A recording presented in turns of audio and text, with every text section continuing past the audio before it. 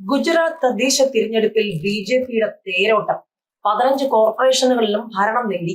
ഗുജറാത്തിലെ തദ്ദേശ തിരഞ്ഞെടുപ്പിൽ ബി.ജെ.പിക്ക് വൻ വിജയം. സംസ്ഥാനത്തെ 15 കോർപ്പറേഷനുകളിലും ബി.ജെ.പി ഭരണം നേടിയതായാണ് ഏറ്റവും പുതിയ റിപ്പോർട്ടുകൾ. നഗരസഭകളിലും ജില്ലാ പഞ്ചായത്തുകളിലും ബി.ജെ.പി വൻ മുന്നേറ്റമാണ് നടത്തിയതെന്നും റിപ്പോർട്ടിൽ പറയുന്നു. അഹമ്മദാബാദ്, സൂറത്ത്, രാജ്കോട്ട്, ജാംനഗർ തുടങ്ങിയ പ്രധാന മുനിസിപ്പൽ കോർപ്പറേഷനുകളിലെല്ലാം ബി.ജെ.പി ആധിപത്യം നേടി. സംസ്ഥാനത്തെ മുനിസിപ്പൽ കോർപ്പറേഷനുകളിൽ 1044 സീറ്റുകളിൽ 732 എണ്ണവും ബി.ജെ.പി സ്വന്തമാക്കിയെന്നാണ് റിപ്പോർട്ട്. പ്രധാന പ്രതിപക്ഷമായ കോൺഗ്രസിന് 65 സീറ്റുകളാണ് നേടാനായത്. ആം ആദ്മി അടക്കമുള്ള മറ്റു പാർട്ടികൾ 11 സീറ്റുകളും നേടി. ആകെ 192 സീറ്റുകളുള്ള അഹമ്മദാബാദ് മുനിസിപ്പൽ കോർപ്പറേഷനിൽ 158 സീറ്റുകളിലും ബി.ജെ.പിക്കാണ് ജയം. സൂറത്ത് കോർപ്പറേഷനിൽ 115 സീറ്റ് നേടിയും രാജ്കോട്ട് കോർപ്പറേഷനിൽ 72-ൽ 65 സീറ്റ് നേടിയും ബി.ജെ.പി ഭരണത്തിലേറി. വഡോദരയിൽ 76-ൽ 69 സീറ്റുകൾ സ്വന്തമാക്കിയാണ് ബി.ജെ.പി ഭരണത്തിലേറുന്നത്. ഇതിനു പുറമെ ഭാവ്നഗർ, ഗാന്ധിധാം, ജാംനഗർ തുടങ്ങിയ കോർപ്പറേഷനുകളിലും ബി.ജെ.പി മിന്നും ജയം സ്വന്തമാക്കി.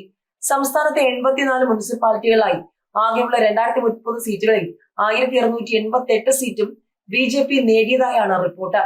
മുനിസിപ്പാലിറ്റികളിൽ കോൺഗ്രസിന് കിട്ടിയത് 389 സീറ്റുകളാണ്.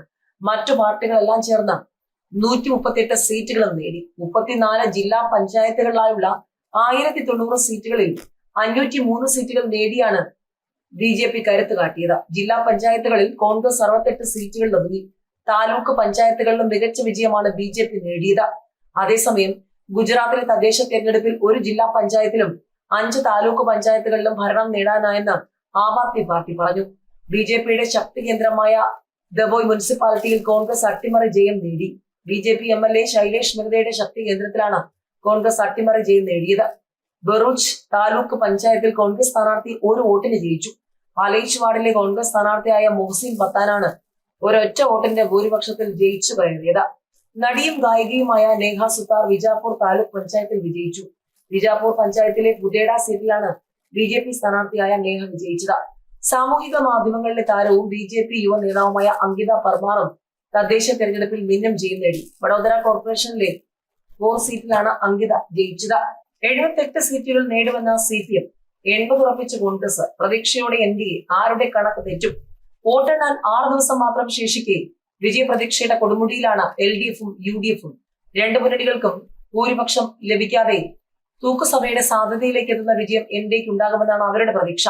78 സീറ്റുകളിൽ വിജയം തീർച്ചയെന്ന CPM-ഉം എത്ര കുറച്ചാലും 80 ഉറപ്പിച്ച കോൺഗ്രസും മാത്രം വിശ്വാസത്തിലാണ്. ഭരണ തുടർച്ച ഇല്ലാതാക്കുന്ന സ്ഥിതിയൊന്നുമില്ലെന്നാണ് വോട്ടെടുപ്പിന്റെ തൊട്ട് പിന്നാലെ നടത്തിയ പ്രാഥമിക വിലയിരുത്തലിൽ CPM സംസ്ഥാന സെക്രട്ടേറിയറ്റ് എത്തിയത്. ജില്ലകളിൽ നിന്നുള്ള കണക്ക് പരിശോധിച്ച ശേഷം 78 സീറ്റ് പാർട്ടി ഉറപ്പിച്ചു. എല്ലാ ജില്ലകളിലും സീറ്റുകളിൽ കുറവുണ്ടായേക്കും. 2016-ലെയും 2021-ലെയും സീറ്റുകൾ ഇത്തവണ നേടാൻ കഴിഞ്ഞെന്നുമില്ല.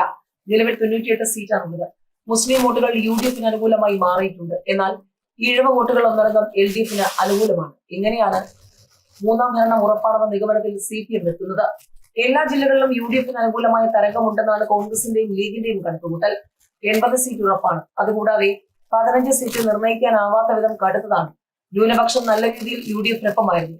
കൊല്ലം ജില്ലയിലടക്കം ഈഴവ വോട്ടുകൾ പതിവില്ലാത്ത വിധം UDF-നെ പിന്തുണച്ചിട്ടുണ്ട്. 4 ജില്ലകളിൽ ഇടതുപക്ഷം തൂത്തെറിയപ്പെടും. ഇതൊക്കെയാണ് കോൺഗ്രസിന്റെ കണക്കുകൾ. ഭൂരിപക്ഷം ഉറപ്പാകുമെന്ന സംശയമില്ലാത്ത അവസ്ഥയിലേക്ക് എത്തിയതോടെയാണ് മുഖ്യമന്ത്രി പദത്തെക്കുറിച്ചുള്ള ചർച്ചകൾക്ക് മാറ്റം കൂടിയത്. 4 സീറ്റിൽ ഉറപ്പായും വിജയിക്കാനാകുമെന്നതാണ് NDA കരുതുന്നത്. UDF-ന്റെയും LDF-ന്റെയും സീറ്റുകൾ 68-ൽ മുട്ടി നിന്നാൽ NDA വിധി നിർണായക ശക്തിയാകുമെന്നാണ് അവകാശവാദം. യുവ വോട്ടുകൾ നിർണായകമായ തിരഞ്ഞെടുപ്പാണ് കഴിഞ്ഞത് എന്നതിൽ തർക്കമില്ല. അവരുടെ വോട്ടുകളാകും മുന്നണികളെ തുണയ്ക്കുന്നതും തകർക്കുന്നതും. ഭരണ തുടർച്ച അവകാശപ്പെടുമ്പോഴും ചെറുകക്ഷികളുടെ വിജയ സാധ്യതയിൽ CPM-ന് ആശങ്ക. കണക്കുകൾ എങ്ങനെയൊക്കെ? 12 മത്സരിച്ച കേരള കോൺഗ്രസ് കാഞ്ഞിരപ്പള്ളിയിൽ മാത്രമാണ് ജയം ഉറപ്പിക്കുന്നത്. തിരുവനന്തപുരത്ത് ഭരണ തുടർച്ച അവകാശപ്പെടുമ്പോഴും ചെറുകക്ഷികളുടെ പ്രകടനത്തിൽ CPM-ന് ആശങ്ക. 12 മത്സരിച്ച കേരള കോൺഗ്രസ് കാഞ്ഞിരപ്പള്ളിയിൽ മാത്രമാണ് ജയം ഉറപ്പിക്കുന്നത്. പാലാടക്കം 5 വിജയ പ്രതീക്ഷയുണ്ട്. RJD-യുടെയും ISJD-യുടെയും സ്ഥിതി വ്യത്യസ്തമല്ല. ഓരോ മണ്ഡലങ്ങളിലാണ് ഇരു പാർട്ടികളും പ്രതീക്ഷ വെക്കുന്നത്. NCP ഏലത്തൂരിൽ ജയം ഉറപ്പ് പറയുന്നുണ്ടെങ്കിലും INL-ന്റെയും നാഷണൽ ലീഗിന്റെയും അക്കൗണ്ടിൽ ഉറപ്പുള്ള സീറ്റില്ലാത്തത് ആശങ്കയുണ്ടാക്കുന്നു. 29 സീറ്റുകളിലാണ് ഇടതുമുന്നണിയിൽ ചെറുകക്ഷികൾ മത്സരിച്ചത്. ബംഗാളിൽ പ്രചാരണത്തിൽ പങ്കെടുക്കാതെ പിണറായി വിജയൻ. എത്തിയത് CP ജോൺ മാത്രം. ബംഗാളിൽ ഇടതുപക്ഷത്തിന് ജീവൻ മരണ പോരാട്ടമാണെങ്കിലും കേരളത്തിൽ നിന്നും മുഖ്യമന്ത്രി പ്രചാരണത്തിന് എത്താത്തത് ചർച്ചയാകുന്നു. മുഖ്യമന്ത്രി പിണറായി വിജയൻ പ്രചാരണത്തിന് വരണമെന്ന ആഗ്രഹമുണ്ടെന്ന് പാർട്ടിയുടെ ബംഗാൾ സെക്രട്ടറി മുഹമ്മദ് സലീം പറഞ്ഞിരുന്നു. CPM general secretary MA baby ബംഗാളിലെ വിവിധ കേന്ദ്രങ്ങളിൽ പ്രസംഗിച്ചിരുന്നു. SFIയുടെയും DYFIയുടെയും ഏതാനും ദേശീയ നേതാക്കളുമെത്തി. കഴിഞ്ഞ നിയമസഭാ തെരഞ്ഞെടുപ്പിൽ ഒരു സീറ്റിൽ പോലും ജയിക്കാതിരുന്ന CPM ഇത്തവണ 1-2 സീറ്റിൽ ജയിച്ചേക്കുമെന്നാണ് പ്രതീക്ഷ. കേരളത്തിൽ നിന്നും ബംഗാളിൽ പ്രചാരണത്തിനെത്തിയ ഒറ്റപ്പെട്ട നേതാക്കളിൽ പ്രമുഖൻ CMD general secretary CP John ആണ്.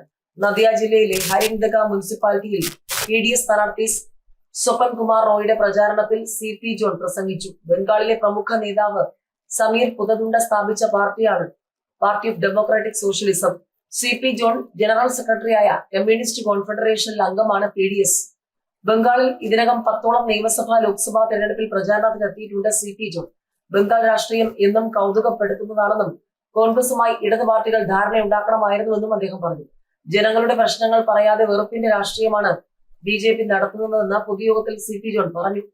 ആന്ധ്രാപ്രദേശിൽ മോഷണവും തട്ടിക്കൊണ്ടുപോകലും നടത്തിയ സംഭവത്തിൽ വധക്കേസ് പ്രതിയായ CPM പ്രവർത്തകൻ ആന്ധ്ര പോലീസിന്റെ പിടിയിലായി. മുസ്ലിം ലീഗ് പ്രവർത്തകനെ കൊലപ്പെടുത്തിയ കേസിലെ 1ാം പ്രതിയാണ് ആന്ധ്ര പോലീസ് ചൊക്ലിയിൽ നിന്നും കേരള പോലീസിന്റെ സഹായത്തോടെ പിടികൂടിയത്. ഇയാളെ ആന്ധ്രയിൽ എത്തിച്ച് റിമാൻഡ് ചെയ്തു. ആന്ധ്ര സത്യസായി ജില്ലയിലെ കനകാപ്പള്ളി തീയ പോലീസ് സ്റ്റേഷൻ പരിധിയിൽ നടന്ന മോഷണവും വ്യവസായി തട്ടിക്കൊണ്ടുപോയി കോടികൾ തട്ടിയെടുത്ത സംഭവത്തിലുമാണ് ആന്ധ്രാപ്രദേശ് പോലീസ് ചൊക്ലിയിലെത്തി പ്രതിയെ പിടികൂടിയത്. സംഭവത്തിന് പിന്നിൽ മലയാളികളാണെന്ന തിരിച്ചറിഞ്ഞതോടെയാണ് ഫോൺ ലൊക്കേഷൻ തേടി പോലീസ് ചൊക്ലിയിലെത്തിയത്. കഴിഞ്ഞ നിയമസഭാ തെരഞ്ഞെടുപ്പ് ദിനത്തിലാണ് നേതാവ് കൊല്ലപ്പെട്ടത്.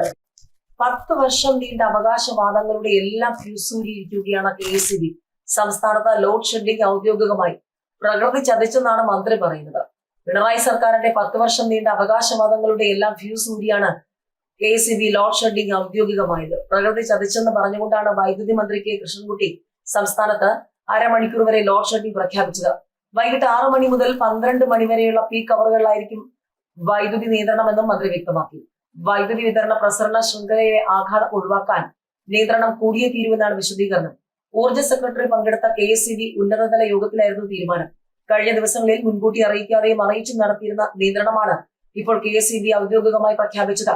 വേനൽക്കാലം മുന്നിൽ കണ്ടുള്ള മുന്നൊരുക്കം KSEB നടത്തിയില്ലെന്ന് റെഗുലേറ്ററി കമ്മീഷൻ പോലും വിമർശിക്കുമ്പോൾ പ്രകൃതിയുടെ ചതിയെന്ന് വാദിക്കുകയാണ് മന്ത്രി. കൂടിയ വിലയ്ക്ക് 280 മെഗാവാട്ട് വാങ്ങാൻ അനുമതി വേണമെന്ന KSEB ആവശ്യം റെഗുലേറ്ററി കമ്മീഷൻ അംഗീകരിച്ചെങ്കിലും കറണ്ട് കിട്ടാനില്ലാത്ത അവസ്ഥയാണുള്ളത്. ഇക്കാര്യത്തിൽ ഉടൻ തീരുമാനമാകുമെന്നാണ് പ്രതീക്ഷ. കേന്ദ്ര നിലയങ്ങളിൽ നിന്നുണ്ടായിരുന്ന 200 മെഗാവാട്ടിന്റെ കുറവ് വൈകിട്ടോടെ പരിഹരിക്കുമെന്ന് KSEB അറിയിച്ചു. കേന്ദ്ര നിലയങ്ങളിൽ നിന്നും തൽക്കാലം 200 മെഗാവാട്ട് എത്തിക്കാനായാൽ താൽക്കാലിക ആശ്വാസമാകും. വൈദ്യുതി ഉപയോഗത്തിൽ കടുത്ത നിയന്ത്രണത്തിന് നിർദ്ദേശമുണ്ട്. 6 മുതൽ 12 വരെയുള്ള സമയത്ത് വാഹന ചാർജിംഗ് പാടില്ല. AC യഥേഷ്ടം ഉപയോഗിക്കരുത്. 24 മുതൽ 24 ഡിഗ്രി വരെയാക്കി താപനില ക്രമീകരിക്കണം. ഈ സമയത്ത് ഇൻഡക്ഷൻ കുക്കറുകൾ പ്രവർത്തിപ്പിക്കരുതെന്നും നിർദ്ദേശമുണ്ട്. അതിരൂക്ഷമായ സ്ഥിതിഗതികൾ ഉണ്ടാകുന്ന ഘട്ടങ്ങളിൽ ഗ്രിഡ് സ്ഥിരതയ്ക്കായി വൈകിട്ട് 6 മുതൽ രാത്രി 12 വരെ 30 മിനിറ്റിൽ താഴെയുള്ള വൈദ്യുതി നിയന്ത്രണമാണ് ഏർപ്പെടുത്തുന്നതെന്നാണ് KSEB വിശദീകരണം. കേരളത്തിൽ അത്യുഷ്ണത്തിന്റെ പശ്ചാത്തലത്തിൽ വൈദ്യുതി ഉപയോഗത്തിലുണ്ടായ അപ്രതീക്ഷിത വർധനവും ലഭ്യതയിലുണ്ടാകുന്ന കുറവും വിലയിരുത്തുന്നതിനും പ്രതിസന്ധി നേരിടുന്നതിനുമുള്ള മാർഗങ്ങൾ ചർച്ച ചെയ്യുന്നതിനുമായുള്ള ഉന്നതതല യോഗം ഊർജ്ജ വകുപ്പ് അഡീഷണൽ ചീഫ് സെക്രട്ടറി പുനീത് കുമാറിന്റെ അധ്യക്ഷതയിൽ ചേർന്നിരുന്നു. അന്തരീക്ഷ താപനില 38 ഡിഗ്രി സെൽഷ്യസ് വരെയാണ് പ്രവചിക്കപ്പെട്ടിരുന്നത്. ഇത് 41 ഡിഗ്രി വരെ കൂടിയ സാഹചര്യത്തിൽ സംസ്ഥാനത്തെ വൈദ്യുതി ഉപയോഗം കുതിച്ചുയർന്നിരിക്കുകയാണ്. പീക്ക് സമയ വൈദ്യുതി ഉപയോഗം ഏപ്രിൽ 27-ന് സർവകാല റെക്കോർഡായ 118.26 ദശലക്ഷം യൂണിറ്റിലേക്ക് എത്തി. വൈകുന്നേരം 6-ന് ശേഷമുള്ള വൈദ്യുതി ആവശ്യകതയും ചരിത്രത്തിൽ ആദ്യമായി 6033 മെഗാവാട്ട് എന്ന റെക്കോർഡിലേക്ക് ഉയർന്നു. ഏപ്രിൽ 23-ന് രാത്രി 10:30-ന് 1 മിനിറ്റ് നേരം 6195 മെഗാവാട്ട് വരെ ആവശ്യകത കൂടുകയുണ്ടായി. രാജ്യത്താകെ വ്യാപിച്ചിരിക്കുന്ന ഉഷ്ണതരംഗത്തിന്റെ പശ്ചാത്തലത്തിൽ ദേശീയ വിപണിയിൽ വൈദ്യുതി ലഭ്യത ഗണ്യമായി കുറഞ്ഞിട്ടുണ്ട്. ആവശ്യകതയുടെ 70%-ലേറെയും വൈദ്യുതി പുറത്തുനിന്നും വാങ്ങുന്ന സംസ്ഥാനം എന്ന നിലയിൽ ഇത് പ്രതിസന്ധിയാകുന്നതായി യോഗം അഭിപ്രായപ്പെട്ടു. കേന്ദ്ര ഉത്പാദന നിലയങ്ങളിൽ നിന്നുള്ള വൈദ്യുതി ലഭ്യതയിൽ ഉണ്ടായിരുന്ന 200 മെഗാവാട്ടിന്റെ കുറവ് ഉടൻ പരിഹരിക്കപ്പെടും.